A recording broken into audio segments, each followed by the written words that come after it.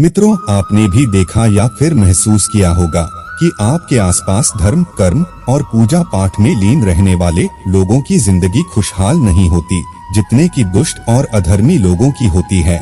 और यह सब देखकर आपके मन में भी कभी ना कभी ये सवाल जरूर उठा होगा कि आखिर अच्छे लोगों के साथ बुरा क्यों होता है। परंतु आज के अधिकतर जनमानस इस रहस्य के बारे में नहीं जानते, जिसका सबसे बड़ा कारण है कि वे धर्म ग्रंथों को सही से पढ़ते नहीं या फिर उसमें लिखी बातों पर विश्वास नहीं करते। आज के इस वीडियो में हम आपको बताएंगे कि आखिर अच्छे लोगों के साथ हमेशा बुरा ही क्यों होता है, जिसका वर्णन भगवत गीता में भगवान कृष्ण ने विस्तार से किया है। तो चलिए बिना किसी देरी किए आज की ये वीडियो शुरू करते हैं। नमस्कार दर्शकों, स्वागत है आपका एक बार फिर माया लोक यूट्यूब चैनल पर। धर्म ग्रंथों में भागवत गीता एक ऐसा धर्म ग्रंथ है जिसमें मनुष्य के मन में उठने वाले हर प्रश्न का हल विस्तार से बताया गया है। भागवत गीता में वर्णित कथा के अनुसार अर्जुन के मन में जब भी कोई दुविधा उत्पन्न होती थी तो वो उसके समाधान के लिए श्री कृष्ण के पास पहुंच जाते थे। एक दिन की बात है, अर्जुन भगवान श्री कृष्ण के पास आए और उनसे बोले, हे वासुदेव, मुझे एक दुविधा ने घेर रखा है और इसका समाधान आप ही बता सकते हैं। तब श्री कृष्ण ने अर्जुन से कहा, हे धनंजय, अपने मन की दुविधा विस्तार से बताओ, तब मैं तुम्हें उसका हल बताऊंगा। तब अर्जुन बोले, हे नारायण, कृपया कर मुझे यह बताइए कि अच्छे लोगों के साथ हमेशा बुरा ही क्यों होता है, जबकि बुरे लोग हमेशा खुशहाल दिखते हैं। अर्जुन के मुख से ऐसी बातें सुनकर श्री कृष्ण मुस्कुराते हुए बोले, हे पार्थ, मनुष्य जैसा देखता है या फिर महसूस करता है, वास्तव में वैसा कुछ नहीं होता, बल्कि अज्ञानतावश वह सच्चाई को समझ नहीं पाता। श्री कृष्ण की बातें सुनकर अर्जुन हैरान हो गए और बोले, हे नारायण, आप क्या कहना चाहते हैं, मेरी समझ में नहीं आया। तब श्री कृष्ण बोले, अब मैं तुम्हें एक कथा सुनाता हूँ, जिसे जानने के बाद तुम समझ जाओगे कि हर एक प्राणी को उसके कर्म के हिसाब से ही फल मिलता है। अर्थात जो बुरा कर्म करता है उसे बुरा फल मिलता है और जो अच्छा कर्म करता है उसे अच्छा फल मिलता है, क्योंकि अच्छे कर्म और बुरे कर्म तो मनुष्य पर निर्भर करता है। प्रकृति प्रत्येक को अपनी राह चुनने का मौका देती है। अब इसका फैसला करना कि वो किस राह पर चलना चाहता है, ये व्यक्ति विशेष की इच्छा पर निर्भर करता है। फिर कथा सुनाते हुए श्री कृष्ण बोले, बहुत समय पहले की बात है, एक नगर में दो पुरुष रहा करते थे। उनमें से एक पुरुष व्यापारी था, जिसके लिए अपने जीवन में धर्म और नीति की बहुत महत्ता थी। वह पूजा पाठ और भगवान की भक्ति में बहुत विश्वास करता था। चाहे कुछ भी हो जाए, वो रोज मंदिर जाना नहीं भूलता, ना ही दान धर्म के कार्य में किसी प्रकार की कमी रखता था। कुछ भी हो जाए, वह नित्य भगवान की पूजा अर्चना किया करता था। वहीं दूसरी ओर उसी नगर का दूसरा पुरुष पहले से बिल्कुल ही विपरीत था। वो प्रतिदिन मंदिर तो जाया करता था, परंतु पूजा पाठ के उद्देश्य से नहीं, बल्कि मंदिर के बाहर से चप्पल और धन चुराने के लिए।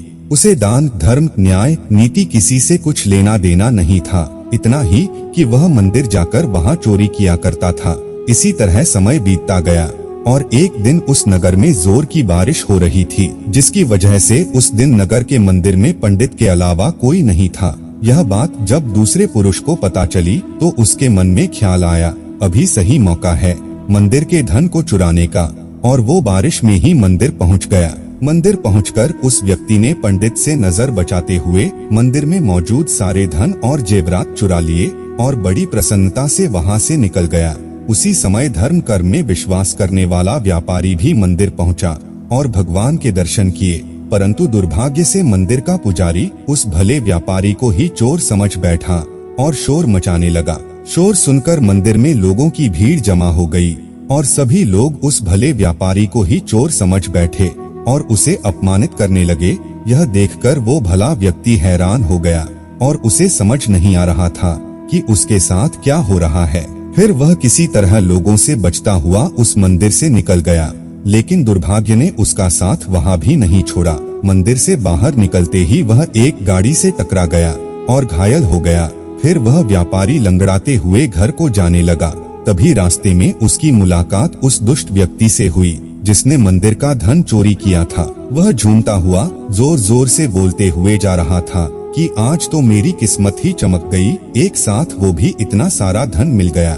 जब व्यापारी ने दुष्ट आदमी की ये बातें सुनी तो उसे बहुत हैरानी हुई और क्रोधित हो उसने अपने घर जाते ही भगवान की सारी फोटो निकाल कर फेंक दी और भगवान से नाराज होते हुए अपना जीवन व्यतीत करने लगा। कुछ समय पश्चात दोनों ही व्यक्तियों की मृत्यु हो गई और दोनों ही यमराज की सभा में पहुँचे। उस व्यापारी ने अपने बगल में उस दुष्ट व्यक्ति को खड़ा देख क्रोधित स्वर में यमराज से पूछ ही लिया कि मैं तो हमेशा अच्छे कर्म करता था, पूजा पाठ दान धर्म में विश्वास रखता था, जिसके बदले मुझे जीवन भर सिर्फ अपमान और दर्द ही मिला और इस अधर्म करने वाले पापी व्यक्ति को नोटों से भरी पोटली, आखिर क्यों? इस पर यमराज ने उस व्यापारी को बताया कि पुत्र तुम गलत सोच रहे हो। जिस दिन तुम्हें गाड़ी से टक्कर लगी थी वास्तव में उस दिन तुम्हारे जीवन का आखिरी दिन था, परंतु तुम्हारे किए गए अच्छे कर्मों के कारण ही तुम्हारी मृत्यु एक छोटी सी चोट में परिवर्तित हो गई। और इस दुष्ट व्यक्ति के बारे में जानना चाहते हो तो पुत्र दरअसल इसके भाग्य में राजयोग था, जो कि उसके दुष्कर्म और अधर्म के कारण एक छोटे से धन की पोटली में परिवर्तित हो गया। श्री कृष्ण अर्जुन को यह कथा सुनाने के बाद कहते हैं, पार्थ, क्या तुम्हें अब तुम्हारे प्रश्न का उत्तर मिल गया? ऐसा सोचना कि भगवान लोगों के अच्छे कर्मों को नजरअंदाज कर रहे हैं, यह बिल्कुल भी सत्य नहीं है। भगवान हमें क्या किस रूप में दे रहा है यह मनुष्य की समझ में नहीं आता, लेकिन अगर आप अच्छे कर्म करते हैं तो भगवान की कृपा सदैव आप पर बनी रहती है। तो मित्रों, इस कहानी से यह पता लगता है कि आपको कभी भी अपने कर्मों को बदलना नहीं चाहिए, क्योंकि आपके कर्मों का फल आपको इसी जीवन में मिलता है, बस आपको उसका पता नहीं चलता। इसलिए मित्रों, मनुष्य को चाहिए कि वह हमेशा अपने जीवन में अच्छे कर्म करते रहें, क्योंकि श्री कृष्ण ने गीता में भी बताया है कि किसी के द्वारा किया गया कर्म बेकार नहीं जाता, भले ही कर्म अच्छा हो या फिर बुरा।